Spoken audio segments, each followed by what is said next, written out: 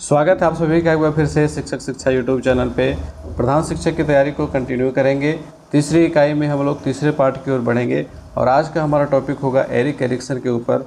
Erik Erikson का जो मनोसामाजिक विकास का सिद्धांत है उसके ऊपर हम लोग डिस्कस करेंगे।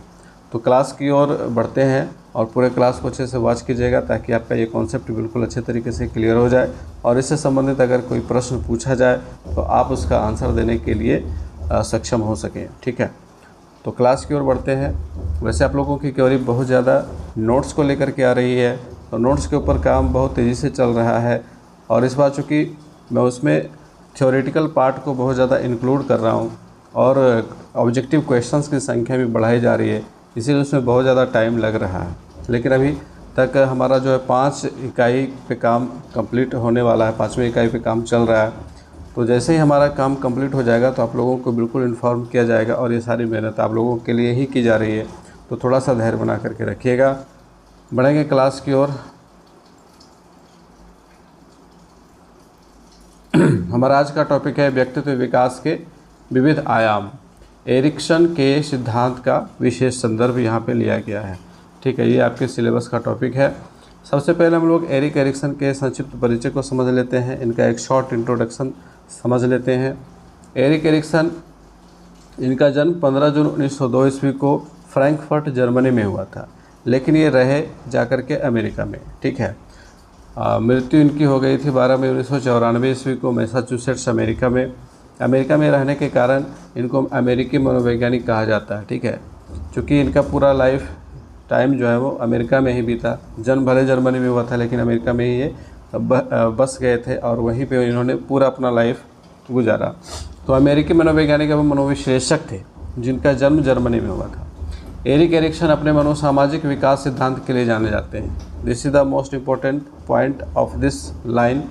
एरिक एरिक्सन अपने मनोसामाजिक विकास सिद्धांत के लिए जाने जाते हैं। किस लिए जाने जाते हैं? तो मनोसामाजिक विकास सिद्धांत के लिए जाने जाते हैं। ठीक है, साइको सोशल डेवलपमेंट थ्योरी इनको कहा जाता है। ठीक है, एरिक एरिक्सन ने 8 मनोसामाजिक स्तरों की एक सीरीज का वर्णन किया, एक श्रृंखला का वर्णन किया है और सारे जो एक एक स्टेज है वे सब एक दूसरे से इंटर कनेक्टेड है, इंटर रिलेटेड है और कहीं भी अगर कोई भी सीरीज जो है किसी भी तरह से प्रभावित होता है तो उसका प्रभाव आगे के सारे श्रृंखलाओं पर पड़ जाता है। ठीक है, तो इन्होंने 8 मनोसामाजिक स्तरों की एक श्रृंखला का वर्णन किया जिसमें हमारी आज़ादी, पहचान और स्वयोग्यता का शायद विकास हो या फिर बर्बादी हो, दोनों चीज़ें होती हैं, है ना। किसी भी इंसान के लाइफ में 2 चीज़ों की पॉसिबिलिटी होती है, या तो उसका विकास हो सकता है या फिर उसकी बर्बादी हो सकती है। और ये किसके ऊपर निर्भर करता है? तो ये निर्भर करता है कि हम किस प्रकार दूसरों के साथ अंतःक्रिया करते हैं और मुद्दों का हल निकालते हैं।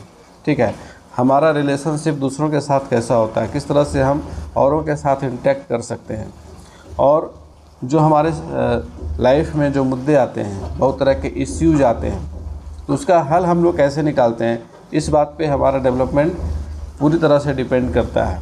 ठीक है, एरिक्सन ने फ्राइडियन एवं मनोलैंगिक विकास के बीच जो खाई थी, फ्राइडियन का मतलब जो फ्राइड ने सिद्धांत दिया था। ठीक है, सिगमंड फ्राइड, जिन्हें साइकोलॉजी का फादर कहा जाता, father of psychology, Sigmund Freud. Sigmund Freud psychology के ऊपर उन्होंने बहुत ही ज़्यादा काम किया और उन्होंने कई सिद्धांत दिए। फ्राइड के ऊपर भी आप देखोगे तो बीएड में कुछ टॉपिक आपको मिल जाएंगे फ्राइड के ऊपर। Sigmund Freud is the most important figure in psychology. ठीक है, जब आप साइकोलॉजी पढ़ते हैं तो वहाँ पे सिगमंड फ्राइड का नाम आता है क्योंकि उनको साइकोलॉजी का फादर कहा जाता है। तो उनके बारे में कई किस्से कहानियाँ प्रसिद्ध हैं। तो उन्होंने जो सिद्धांत दिए और जो मनोलैंगिक विकास के बीच जो खाई थी उसको जोड़ने का काम एरिक्सन ने किया था। वर्तमान समय में व्यक्तित्व विकास में सामाजिक कारकों की भूमिका के संबंध में जानकारी देने का प्रयत्न किसने किया? तो एरिक्सन ने किया। 8 मनोसामाजिक संकटों में 2 विपरीत दृष्टिकोण होता है। जो 8 मनोसामाजिक इन्होंने सिद्धांत दिए, तो प्रत्येक सिद्धांत में देखिएगा, प्रत्येक श्रृंखला में आप देखिएगा 2 विपरीत चीज़ें होती हैं। ठीक है, एक दूसरे के विपरीत चीज़ें होती हैं, 2 विपरीत दृष्टिकोण होता है इस सिद्धांत को प्रथम दृष्टिकोण के अनुकूल शांति के रूप में प्रस्तुत किया। जो पहला दृष्टिकोण होता है वो शांति, जो विकास की ओर अग्रसर होने वाला होता है, उसका वर्णन किया गया है, जिसके लिए शिंटोनिक शब्द का प्रयोग किया। किस शब्द का प्रयोग किया है? शिंटोनिक शब्द का प्रयोग किया।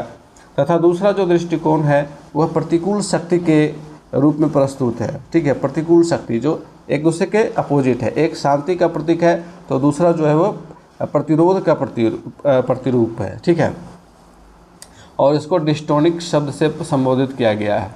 ठीक है, इस चीज़ को ध्यान में रखेंगे। सिंटोनिक का मतलब क्या हुआ और डिस्टोनिक का मतलब क्या हुआ? तो सिंटोनिक का मतलब हो गया शांति का प्रतीक, डिस्टोनिक का मतलब हो गया प्रतिरोध का प्रतीक। ठीक है, विस्फोट का प्रतीक, प्रतिकूल शक्ति का प्रतीक। ठीक है, मनुष्य के सफल विकास के लिए इन दोनों प्रवृत्तियों में संतुलन आवश्यक है और सभी मनुष्यों में, इन एवरी पर्सन, दोनों तरह की ये प्रवृत्तियाँ पाई जाती हैं और इन दोनों के बीच अगर बैलेंस बना हुआ है तो इंसान का डेवलपमेंट जो है, इंसान का जो विकास है वो अच्छी तरीके से होता है। ठीक है, इन दोनों प्रवृत्तियों में संतुलन आवश्यक है ताकि इंसान का सफल विकास हो। ठीक है, उसका डेवलपमेंट जो है सही तरीके से हो, तो इसके लिए दोनों के बीच बैलेंस होना ज़रूरी है। अगर दोनों के बीच बैलेंस नहीं होता है तो वहीं पे इंसान की जो विकास की प्रक्रिया है वो गड़बड़ हो जाती है और उसकी प्रवृत्ति गड़बड़ हो जाती है। सकारात्मक प्रवृत्तियों अथवा नकारात्मक प्रवृत्तियों के एकांगी विकास से व्यक्तित्व का संतुलित विकास संभव नहीं है। अगर कोई एक पार्ट या केवल अगर मान लिया कि कोई व्यक्ति केवल पॉजिटिव थिंकिंग वाला हो जाए तो यह भी उसके लिए अच्छा नहीं है, और अगर कोई व्यक्ति केवल और केवल निगेटिव थिंकिंग वाला हो जाए तो वह भी उसके लिए अच्छा नहीं है। दोनों का बैलेंस होना चाहिए। ठीक है, जब जिस तरह का सिचुएशन आए, ठीक है, जब जिस तरह की परिस्थिति आए तो उसके अकॉर्डिंग व्यवहार करना चाहिए, तभी इंसान का जो है सफल विकास होता है। इन सभी 8 मनोसामाजिक अवस्थाओं का एक क्रम है। ठीक है, एक सीरीज वाइज आगे बढ़ता है, एक स्टेज से आगे बढ़ता है और उनमें व्यक्तित्व का विकास जैविक परिपक्वता तथा सामाजिक एवं ऐतिहासिक बलों के अंतःक्रिया के फलस्वरूप होता है। इसमें जैविक परिपक्वता का एक बड़ा रोल होता है, साथ ही सामाजिक एवं ऐतिहासिक बलों की अंतःक्रिया का भी एक परिणाम देखने को मिलता है। कहने का मतलब है कि जो हमारा सामाजिक परिवेश है उसका भी वहाँ इम्पोर्टेंस देखने को मिलता है। ठीक है, इन्होंने कुछ बहुत ही इम्पोर्टेंट बुक्स को भी लिखा है, उनमें सबसे इम्पोर्टेंट यहाँ पे दिए गए हैं, आप लोग इसको ध्यान में रखिएगा। चाइल्डहुड एंड सोसाइटी, गांधी की सच्चाई, toy and reason, identity, youth and crisis और एडल्टहुड, ये 5 प्रसिद्ध पुस्तकें हैं और इनमें सबसे इम्पोर्टेंट पहला है चाइल्डहुड एंड सोसाइटी। ठीक है, और इसी बुक से जो है ये थ्योरी ली गई है।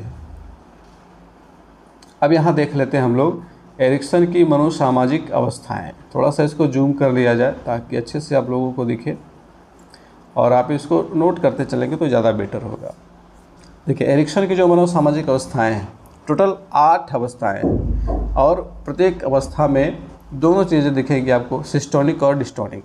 ठीक है, एक शांति का प्रतीक है तो दूसरा प्रतिरोध या कह सकते हैं विस्फोट का प्रतीक है। ठीक है, एक दूसरे से बिल्कुल अपोजिट है। ठीक है, तो पहला देखिए विश्वास बनाम अविश्वास, ट्रस्ट वर्सेस मिसट्रस्ट। ठीक है, ट्रस्ट और मिसट्रस्ट एक दूसरे का क्या है? अपोजिट है। आप किसी के ऊपर ट्रस्ट करते हो और अगर आपने जिसके ऊपर ट्रस्ट किया है किसी भी कारण से, अगर उस व्यक्ति ने आपके ट्रस्ट को धोखा दिया तो क्या होगा? वह जो आपका ट्रस्ट था वह मिसट्रस्ट में बदल जाएगा। ठीक है, अब उसके ऊपर आप कभी भी लाइफ में विश्वास नहीं करोगे। ठीक है, और इसकी जो अवस्था होती है, अवस्था को भी देखते चलते हैं। जन्म से लेकर के 12 से 18 महीने का होता है।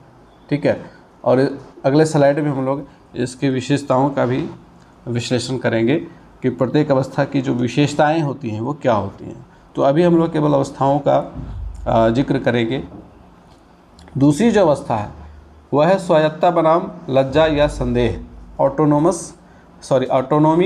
यहाँ पे होगा ऑटोनोमी, वाई छूट गया है ऑटोनोमी वर्सेस सेम या फिर डाउट। तो इसमें क्या होता है कि अगर व्यक्ति अपने आप में स्वायत्त है, ऑटोनोमस है, और उसका जस्ट अपोजिट लज्जा वाला पार्ट होता है, ठीक है, तो दोनों की जो विशेषताएं होती हैं वो एक दूसरे के विपरीत है ना। सिस्टोनिक एक पार्ट है और दूसरा पार्ट डिस्टोनिक है, और इसकी जो अवस्था है वो है 18 माह से लेकर के 3 वर्ष तक की, ठीक है। अब आगे चलिए, तीसरी जो अवस्था है पहल शक्ति बनाम अपराध बोध, इनिशिएटिव वर्सेस गिल्ट, ये 3 से 6 वर्ष की अवस्था होती है। इसके बाद जो चौथी अवस्था है वो कहलाती है श्रम बनाम हीन भावना, इसको इंग्लिश में कहा जाता है इंडस्ट्री वर्सेस इन्फेरिटी।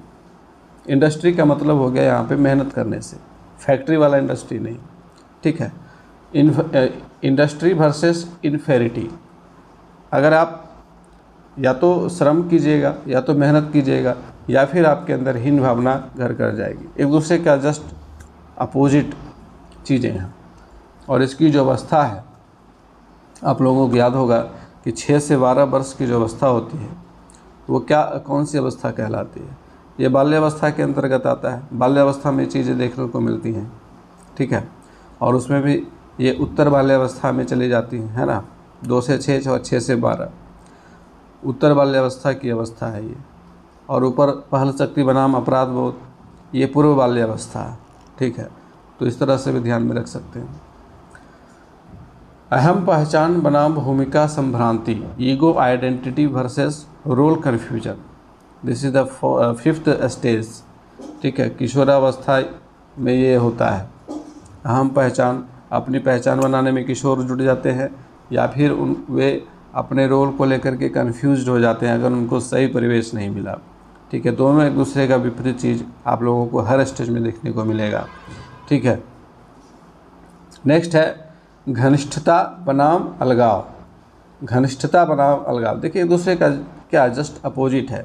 या तो आप किसी के साथ बिल्कुल घनिष्ठ हो जाइएगा संबंधों में, या फिर बिल्कुल आप उससे अलग हो जाइएगा। दोनों चीज़ें एक दूसरे के विपरीत हैं। इंटीमेसी वर्सेस आइसोलेशन, ये युवा वयस्क अवस्था की अवस्था होती है। इस अवस्था में व्यक्ति या तो किसी के साथ बहुत ही ज़्यादा अच्छे रिलेशन स्थापित करता है या उससे बिल्कुल अलग हो जाता है, ठीक है। जो 7वां अवस्था है सक्रियता बनाम निष्क्रियता, या तो इंसान सक्रिय होता है या फिर वो निष्क्रिय हो जाता है किसी चीज़ को लेकर के, ठीक है। जनरेटिविटी वर्सेस स्टैग्नेशन इसको कहा जाता है, और यह मध्य वयस्कावस्था की अवस्था होती है, ठीक है। और जो अंतिम अवस्था है 8वीं अवस्था, इसको कहा गया अहम निष्ठा बनाम निराशा, इंटीग्रिटी वर्सेस डिस्पेयर, और ये प्रौढ़ावस्था होती है।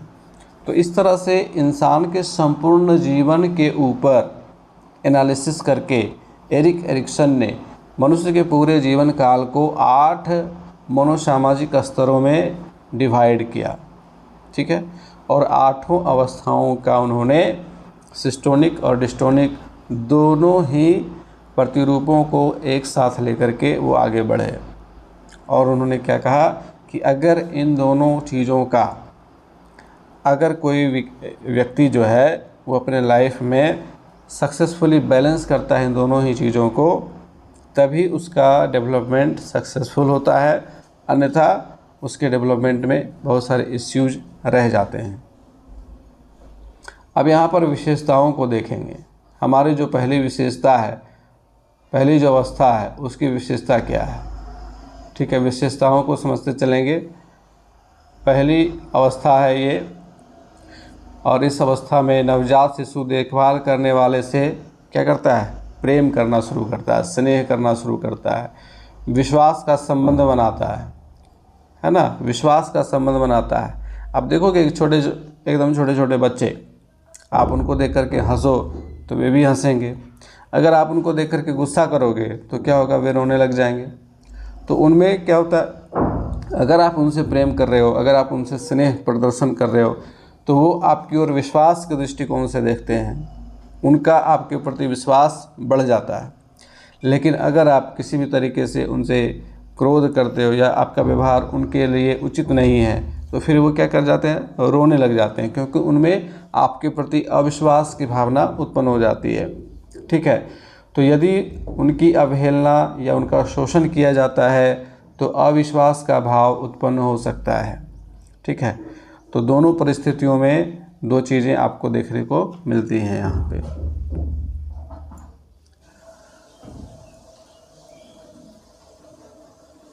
नेक्स्ट, बच्चों की दूसरी जो अवस्था है हमारी, जिसको हम लोग कहते हैं स्वायत्तता बनाम लज्जा या संदेह, ऑटोनॉमी वर्सेस सेम और डाउट।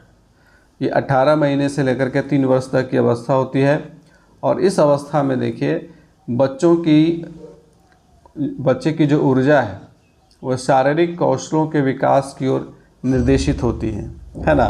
इस टाइम पे बच्चों का फिजिकल डेवलपमेंट सबसे ज़्यादा होता है, बहुत ही तेज़ गति से होता है।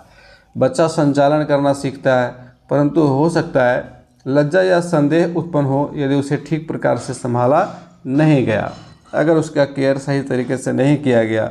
ठीक है, तो उसके अंदर क्या होगा, लज्जा या संदेह की भावना उत्पन्न हो जाएगी और फिर वहाँ उसका डेवलपमेंट गड़बड़ा जाएगा। इसके बाद तीसरी जो अवस्था है जिसको कहा जाता है पहल शक्ति बनाम अपराध बोध, इनिशिएटिव वर्सेस गिल्ट, और ये 3 से 6 वर्ष की अवस्था है। इस अवस्था में क्या होता है कि बच्चा लगातार अधिक निश्चयात्मक बन जाता है, हठधर्मी बन जाता है। देखिएगा इस अवस्था के जो बच्चे होंगे वो काफ़ी ज़्यादा जिद्दी प्रवृत्ति के हो जाते हैं तथा अधिक पहल करता है, परंतु बलपूर्वक काम करने वाला भी हो सकता है, जो कि अपराध बोध की ओर ले जा सकता है। ठीक है, तो दोनों एक दूसरे के विपरीत प्रवृत्तियों को हम लोग यहाँ देखते हैं। इसके बाद है श्रम बनाम हीन भावना की अवस्था, 6 से 12 वर्ष की अवस्था होती है ये। इसमें बच्चा जो है वो नए कौशल सीखने की आवश्यकता महसूस करे, अन्यथा निकृष्टता, असफलता और अयोग्यता का भाव उत्पन्न होने का खतरा होता है। ठीक है, अगर बच्चों को बहुत तरह की एक्टिविटी में डालते हैं, उनको पार्टिसिपेट कराते हैं, तो फिर क्या होता है, बच्चे का डेवलपमेंट अच्छे तरीके से होता है। और अगर बच्चे को ऐसे ही छोड़ दिया जाए तो क्या होगा कि बच्चों का डेवलपमेंट अच्छे तरीके से नहीं होगा, उनमें निकृष्टता की भावना आ जाएगी, वो कुछ काम नहीं कर पाएंगे। आप लोग देखेंगे कि अगर इस अवस्था में बच्चों को बहुत तरह की एक्टिविटी से वंचित रख दिया जाए, जैसे अगर उन्हें ड्राइंग नहीं करने दिया जाए, उन्हें बहुत तरह के खेल प्रतियोगिताओं से बाहर रखा जाए, उन्हें खेलने का अवसर नहीं दिया जाए, तो फिर उनका जो बॉडी का डेवलपमेंट होना चाहिए वो प्रॉपर नहीं होता है। ठीक है, उनका जो स्थूल गत्यात्मक कौशल और सूक्ष्म गत्यात्मक कौशल, उन दोनों का विकास गड़बड़ा जाएगा अगर उनको एक्टिविटी से दूर रखा जाए। तो क्या होता है कि नए कौशल सीखने की आवश्यकता महसूस करें, उनको खुद वहाँ पे उनकी जो विकासात्मक अवस्था है, बच्चों की जो खुद की जो अवस्था है, खुद का उनका कह सकते हैं इनिशिएटिव है, वो खुद का जो इनिशिएटिव है वो उसको लेकर के होना चाहिए कि वो अपने आप में नए स्किल को सीखने के लिए अभिप्रेरित महसूस करें। ठीक है, अन्यथा क्या होगा कि उनमें निकृष्टता की भावना आ जाएगी, असफलता आ जाएगी और अयोग्यता का भाव उत्पन्न होने का खतरा होता है। इसके बाद की अवस्था है अहम पहचान बनाम भूमिका संभ्रांति। ठीक है, जो कि किशोरावस्था की अवस्था होती है। इसमें किशोरों को अपनी पहचान बनाना चाहिए, अन्यथा व्यवसाय, लिंग, भूमिका, राजनीति और धार्मिक असमंजसता की स्थिति का सामना करना पड़ सकता है। ठीक है, तो ये जो अवस्था होती है इसमें किशोर अपनी पहचान बनाने में लगते हैं और उनका अगर सही तरीके से समाज में समायोजन नहीं होता है तो फिर वो अपने रोल को लेकर के कन्फ्यूज हो जाते हैं। इसको रोल कन्फ्यूजन कहा जाता है। इसके बाद है घनिष्ठता बनाम अलगाव, इंटीमेसी वर्सेस आइसोलेशन, और इसकी जो अवस्था है वो युवा वयस्क अवस्था में है। युवा वयस्क अंतरंग संबंध स्थापित करे, अन्यथा एकाकीपन के भाव से ग्रसित हो सकते हैं। ठीक है, या तो उनका संबंध किसी से प्रगाढ़ होगा या फिर वो किसी से बिल्कुल अलग हो जाएंगे। दोनों चीज़ें एक दूसरे के विपरीत घटित होती हैं। इसके बाद सातवां जो अवस्था है सक्रियता बनाम निष्क्रियता, जनरेटिविटी वर्सेस स्टोग्नेशन। ये मध्य वयस्कावस्था की अवस्था होती है और इसमें क्या होता है कि प्रत्येक वयस्क अगली पीढ़ी की सहायता और संतुष्टि के लिए अवश्य कोई रास्ता निकाले। ठीक है, यानी कि उसमें जनरेटिविटी की भावना हो, उत्पादकता की क्षमता हो। ठीक है, अगर वो ऐसा नहीं करता है तो फिर वह उसका जो लाइफ है वो क्या हो जाएगा, निष्क्रिय हो जाएगा। और अंतिम अवस्था जिसको अहम निष्ठा बनाम निराशा की अवस्था कहते हैं, इसमें क्या होता है, परमोत्कर्ष स्वयं को स्वीकार करने का भाव तथा संतुष्टि का भाव होता है। ठीक है, और अगर ऐसा कोई व्यक्ति नहीं कर पाता है तो वह अपने लाइफ से निराश हो जाता है। वो कहता है कि मेरा लाइफ अनसक्सेसफुल हो गया है, और ये अंतिम परिणाम होता है। तो अंतिम परिणाम के रूप में या तो इंसान अपने आप को अहमनिष्ठ अवस्था में पाता है या फिर निराशा की अवस्था में पाता है। तो एक तरह से आप देख सकते हैं यहाँ पे कि जैसे जैसे स्टेजेज आगे बढ़ते हैं तो प्रत्येक अवस्था एक दूसरे को क्या करती हैं, प्रभावित करती है ना। अगर किसी बच्चे में बचपन में जब वो बिल्कुल छोटा था तो उसके अंदर विश्वास की भावना आ गई, उसके फैमिली मेम्बर्स का व्यवहार उसके साथ बहुत अच्छा था तो उसके अंदर विश्वास की भावना आई, तो फिर आगे का जो स्टेज है उसमें स्वायत्तता की भावना भी डेवलप हो जाएगी। और जब उसके अंदर स्वायत्तता की भावना होगी तो वह पहल शक्ति की अवस्था में खुद ब खुद चला जाएगा। वह किसी भी चीज़ को लेकर के इनिशिएट करेगा। ठीक है, कोई भी नया चीज़ सीखने के लिए वो खुद पहल करेगा। उसके बाद अगर यहाँ पे उसका डेवलपमेंट सही हो गया तो आगे चल करके वह श्रम करेगा, यानी कि मेहनत करेगा, बहुत ज़्यादा आगे जाएगा। और यहाँ भी अगर उसका डेवलपमेंट सही तरीके से हुआ तो उसकी पहचान खुद की अच्छी तरीके से बनेगी समाज में। ठीक है, वो अपने आप को समाज के बीच स्थापित करने में सफल हो जाएगा। और अगर वो ऐसा करता है तो फिर आगे उसके संबंध भी लोगों से घनिष्ठ रूप में वहाँ पे प्रस्तावित हो जाएंगे। ठीक है, बहुत तरह के मित्र बनेंगे, बहुत तरह के संबंध उसके बनेंगे। और जब यहाँ तक वह सक्सेसफुली पहुँच जाता है तो फिर उसका लाइफ आगे चल कर के कह सकते हैं प्रोडक्टिव हो जाता है ना। यानी कि वह सक्रिय होता है, वह कभी भी निष्क्रिय रूप से बैठता नहीं है, हमेशा कहीं ना कहीं वो काम करता रहता है। और यहाँ तक पहुँचने के बाद फिर इंसान अपने आप को अहमनिष्ठ अवस्था में पाता है। वह समझता है कि उसका जीवन ठीक ठाक गुजरा है। ठीक है, और दोनों ही स्टेजेज में देखिएगा, दोनों ही जो सिस्टोनिक और डिस्टोनिक अवस्थाएं हैं उसका समंजन भी होना ज़रूरी है, उसका बैलेंस भी बनना ज़रूरी है। और अगर अविश्वास की भावना उत्पन्न होगी तो फिर उसमें लज्जा या संदेह उत्पन्न होगा, फिर वो अपराध बोध की ओर चला जाएगा। ठीक है, फिर उसमें हीन भावना ग्रसित हो जाएगी, फिर उसकी भूमिका संभ्रांति की अवस्था में वो ट्रांसफ़र हो जाएगा, यानी कि उसका जो रोल कन्फ्यूजन वाला पार्ट है। उसके बाद फिर वह समाज से अलग थलग हो जाता है, फिर वो निष्क्रिय अवस्था में पहुंच जाता है और लास्ट में वो अपने लाइफ से क्या होता है, निराश हो जाता है। तो इस तरह से प्रत्येक अवस्था एक दूसरे से जुड़ी हुई है। तो ये मनोसामाजिक अवस्थाओं को ध्यान में रखना है। एरिक एरिक्सन ने इसके ऊपर बहुत ज़्यादा वर्क किया है। अब कुछ प्रश्नों को लेते हैं फटाफट से। बहुवैकल्पिक प्रश्नावली हमारे सामने आ चुका है। पहला प्रश्न, एरिक एरिक्सन किस देश के रहने वाले थे? तो देखिए, एरिक एरिक्सन, इनका जन्म जर्मनी में हुआ था, लेकिन इन्होंने अपना पूरा जीवन कहाँ बिताया? अमेरिका में। अमेरिकी नागरिकता को इन्होंने स्वीकार किया था, फिर अमेरिका में ही रहे, वहीं रच बस गए थे। उन्होंने अपना संपूर्ण जीवन अमेरिका में ही बिताया। तो दूसरा ऑप्शन हमारा सही, अमेरिका। इनमें से किस पुस्तक की रचना एरिक्सन ने नहीं की थी? तो चाइल्डहुड एंड सोसाइटी, इसकी रचना इन्होंने की थी। गांधी की सच्चाई, ये भी इन्होंने किया था। टॉय एंड रीजन, ये भी इन्होंने किया था। तो यहाँ पे पांचवा विकल्प हमारा इस स्थिति में सही होगा कि उपरोक्त में से कोई भी ऐसा पुस्तक नहीं है जिसकी रचना एरिक्सन ने नहीं की थी। तो पांचवा विकल्प हम यहाँ पे सिलेक्ट करेंगे।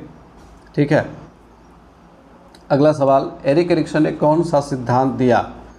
तो अभी हम लोगों ने जस्ट यहाँ पर एनालिसिस किया है। इन्होंने मनोसामाजिक विकास का सिद्धांत दिया है। ठीक है, psychosocial development theory.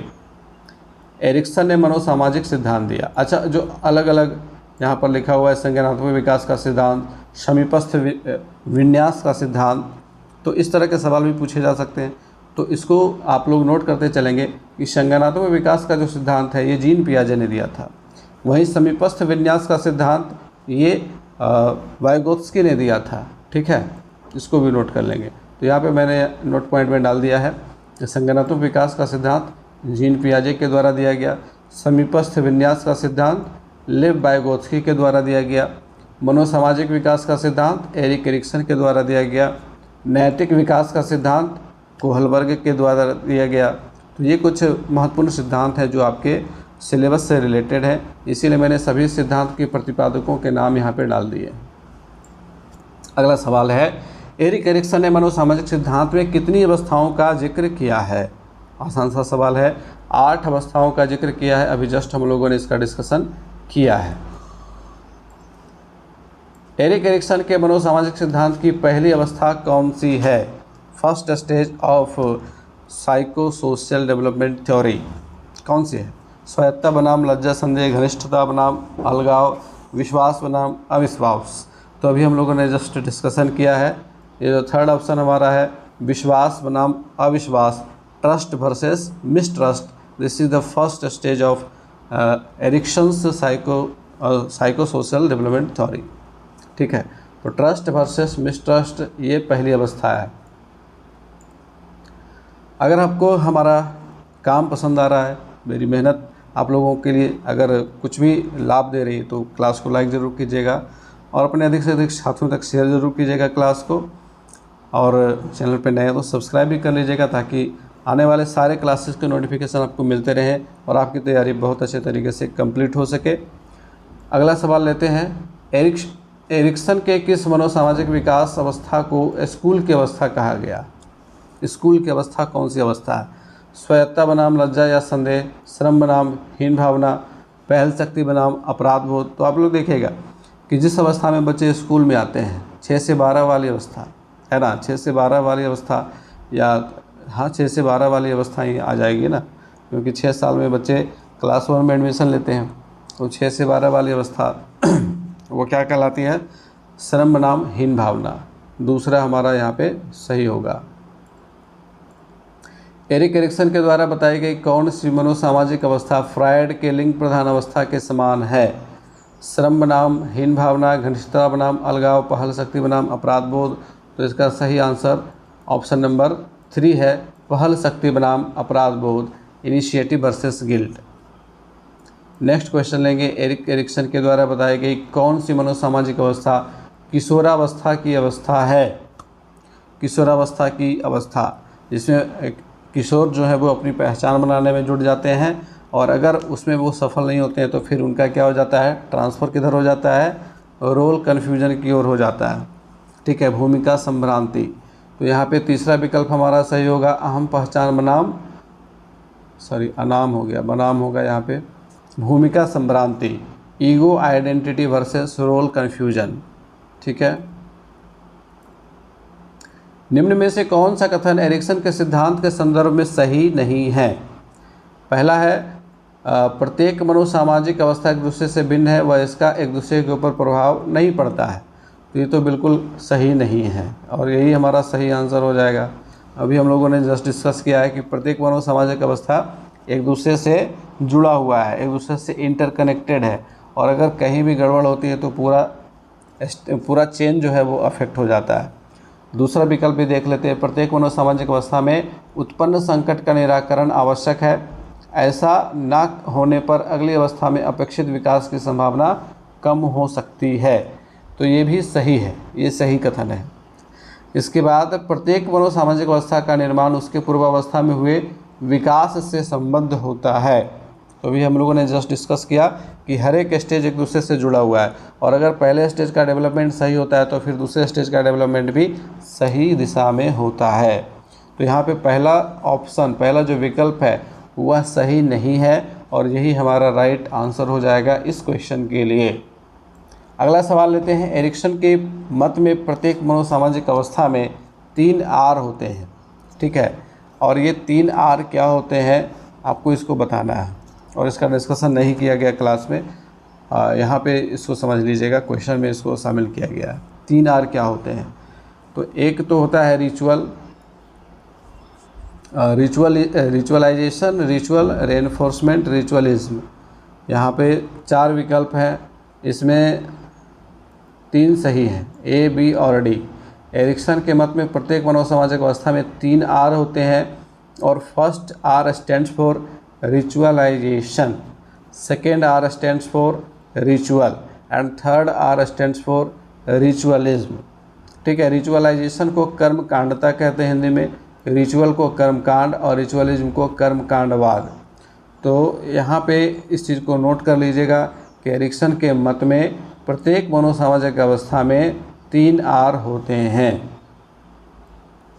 Next question है, निम्न में से कौन एरिक्सन के मनोसामाजिक सिद्धांत की एक विशेषता नहीं है? पहला है, मनुष्य को विवेकी प्राणी मानकर व्यवहारों की व्याख्या की गई है। दूसरा है, मूलतः प्रारंभिक बाल्यावस्था की अनुभूतियों को ध्यान में रखकर व्यक्तित्व की व्याख्या की गई है। तीसरा है, जब बालक परिश्रम बनाम हीनता के द्वंद्व का सफल समाधान कर लेता है तो उसमें सामर्थ्यता नाम के मनोसामाजिक शक्ति उत्पन्न होती है। अब यहाँ क्या कहा गया कि एरिक्सन के मनोसामाजिक सिद्धांत की एक विशेषता नहीं है। ठीक है, तो यहाँ देखिए पहला जो विकल्प है, मनुष्य को विवेकी प्राणी मानकर व्यवहारों की व्याख्या की गई है, ये कथन सही है, ये इसकी विशेषता है, इन्होंने मनुष्य को विवेकी प्राणी माना है। दूसरा है कि मूलतः प्रारंभिक बाल्यावस्था की अनुभूतियों को ध्यान में रख कर के व्यक्तित्व की व्याख्या की गई है, ये विशेषता नहीं है, क्योंकि इन्होंने मानव के संपूर्ण जीवन का अध्ययन किया है और संपूर्ण जीवन को इन्होंने 8 अवस्थाओं में बांटा है, ना कि केवल प्रारंभिक बाल्यावस्था के ऊपर इन्होंने अपनी थ्योरी दी है। तो ये गलत है, ये विशेषता नहीं है। बाकी तीसरा जो विकल्प है, ये भी विशेषता है। तो यहाँ पे दूसरा ऑप्शन हमारा सही हो जाएगा। ठीक है, तो आज का क्लास यहीं पे हमारा होता है समाप्त। क्लास कैसा लगा है कमेंट करके ज़रूर बताइएगा। मिलेंगे फिर से नेक्स्ट क्लास में, तब तक के लिए गुड बाय, टेक केयर।